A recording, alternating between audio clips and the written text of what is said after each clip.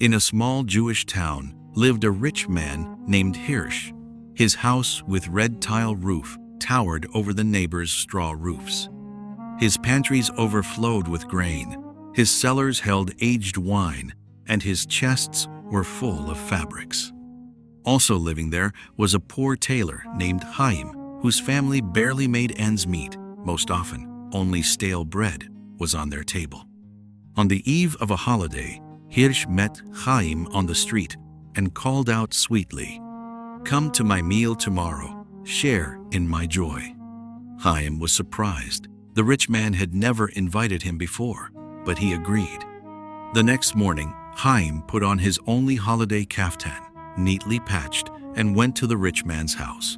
A servant in a silk vest glanced at his patches and silently let him in. The table in the hall groaned with delicacies: a roasted goose with a golden crust, stewed beef, fish in amber sauce, pies, fruit, wine in crystal goblets. Hirsch greeted him with open arms. "Make yourself at home, dear friend." And he led him to the very end of the table, where a modest clay plate sat with a piece of stale bread and a pinch of salt.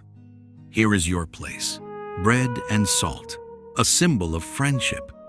Hirsch himself sat down in the midst of abundance. Servants poured him wine. He greedily cut fatty pieces of goose, chewed with relish, sipped from his crystal, and between bites asked Chaim, "How's business in your workshop?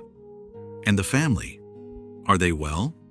Chaim sat silently, dipped his bread in salt, drank water from an earthenware jug, and watched the feast before him.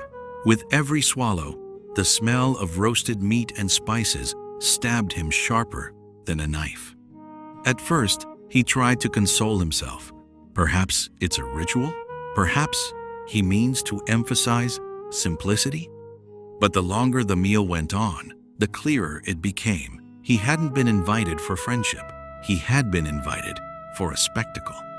The rich man was enjoying the contrast. Here he was, well-fed and important, and there was his guest, contenting himself with crumbs. When Hirsch, licking his greasy lips, asked again, "Well, my friend, are you pleased with the hospitality?"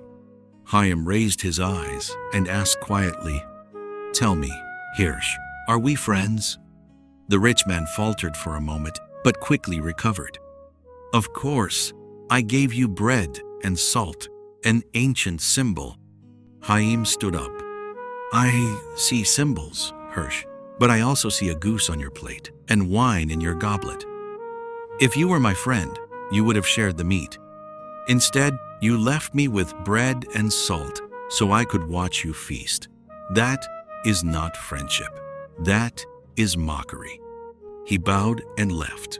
The servants exchanged glances. Hirsch turned crimson and stared at his cooling piece of goose. Soon after, a fire broke out in the town. Chaim's workshop burned down. People helped however they could, with water, shelter, clothing. Hirsch brought out a basket of stale loaves and said, "Here, I can give bread." An old man shook his head. "Your storehouses are full. You could have given grain, oil, wine, but again you give only bread. There is no compassion in your heart." From that day, people stopped coming to Hirsch for advice. His wealth remained, but his respect was gone. Chaim, though he lived modestly, was surrounded by honor, and the story was told as a parable. He who feeds you bread and salt while eating meat and drinking wine, he is not your friend. He is an enemy, hiding hatred behind a mask of generosity.